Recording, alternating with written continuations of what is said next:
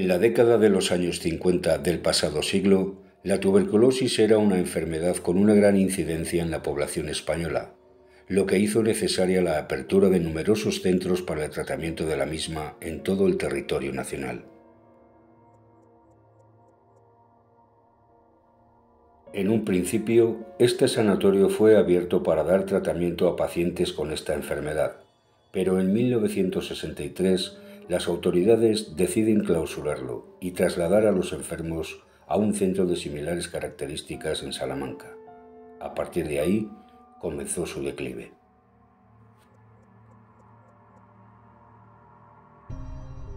Otro uso que se le dio fue el de centro de asistencia de personas discapacitadas, siendo la asociación Asprona quien ocupó las 2 primeras plantas para su uso, pero con el tiempo también abandonó el lugar. Hoy en día es propiedad del Ayuntamiento de Boecillo, el cual, después de buscar diferentes alternativas para darle una nueva vida al edificio, finalmente lo dejó a su suerte sin haber encontrado ningún inversor que se hiciera cargo de su rehabilitación. En este momento se encuentra en un lamentable estado de abandono. En el interior de este edificio, algunos testigos afirman haber experimentado fenómenos paranormales, así como apariciones tales como visiones de una monja que en su día prestaba servicio a los pacientes de tuberculosis paseando por los largos pasillos. Numerosos investigadores de lo paranormal, entre ellos un conocido programa de televisión, han indagado en este lugar para descubrir las razones de los fenómenos extraños que aquí se dan. En los alrededores de este edificio se han dado varios hechos luctuosos, tales como suicidio y asesinato.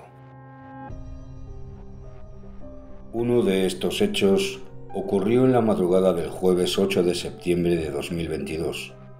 La Guardia Civil localizó a un joven fallecido en este mismo lugar. Una persona que paseaba por la zona dio el aviso de que había encontrado a una persona colgada de un árbol. El hallazgo del cadáver se produjo aproximadamente a las 00:15 de ese mismo jueves, y aunque en ese momento se desconocían más datos del fallecido, todo apuntaba que se trataba de un suicidio. Cuando el 112 acudió al lugar, solo pudieron certificar su muerte. El individuo en cuestión tan solo contaba con 18 años de edad. Otro de estos hechos está relacionado con Pedro Luis Gallego Fernández, también conocido entonces como el violador del ascensor. A principios del año 1992, en Burgos, secuestró, violó y cosió a puñaladas a Marta Obregón Rodríguez, estudiante de periodismo de 22 años de edad.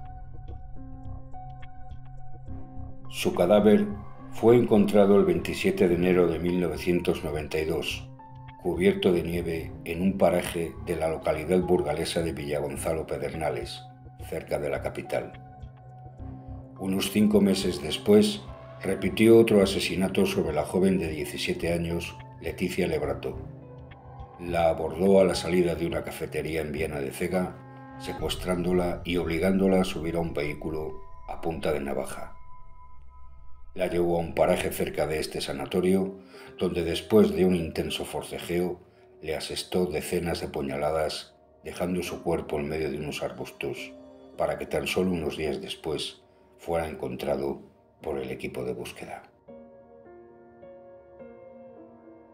Pedro Luis Gallego no sería detenido hasta noviembre del mismo año, después de mantener un tiroteo con agentes de la Guardia Civil. Con más de una decena de violaciones a su espalda, su última condena fue de 92 años de cárcel que cumplirá hasta el año 2039. Para entonces contará con 82 años de edad. Para alguien que un día dijo de sí mismo que no debería haber nacido jamás, son pocos años de condena.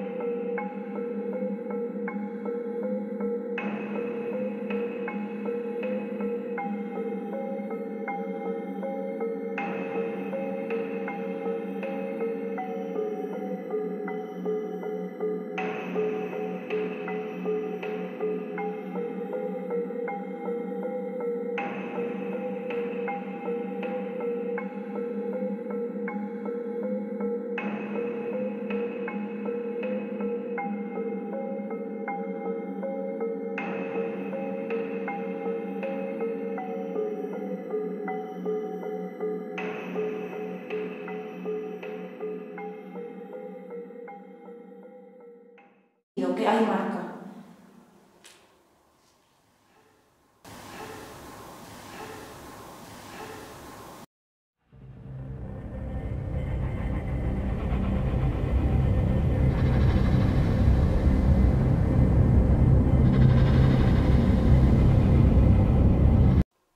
Si estás aquí,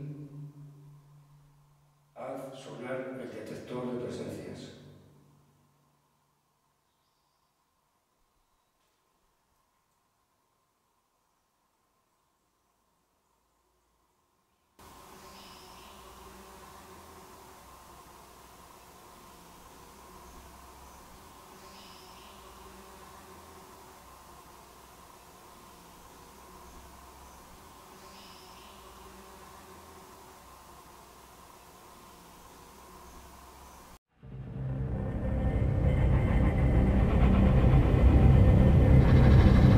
¿Hay alguna otra entidad que quiera manifestarse?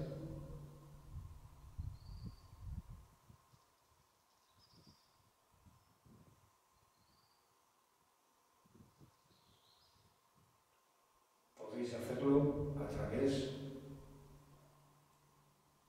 de los dispositivos de grabación que tenemos aquí.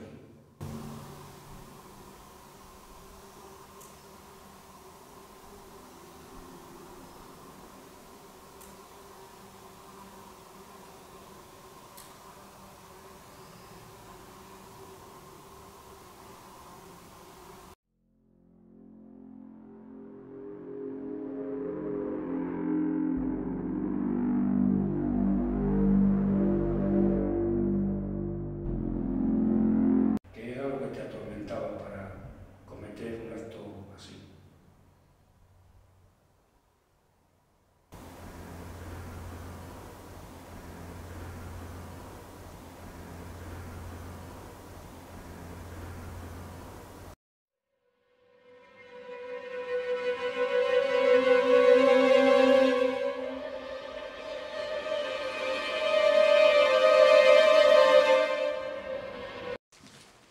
¿Hay un golpe para allá? Sí. ¿Hay un golpe para allá? Sí. ¿Hay un golpe para allá? Sí. ¿Hay un golpe para allá? Sí.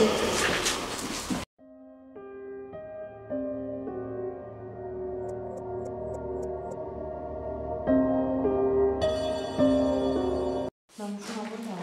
Vamos a abordar. Vamos a abordar. Vamos a abordar.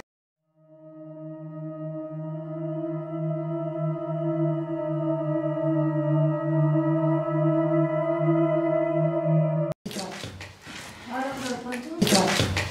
Ahora propones un drop. Ahora propones un drop. Ahora propones un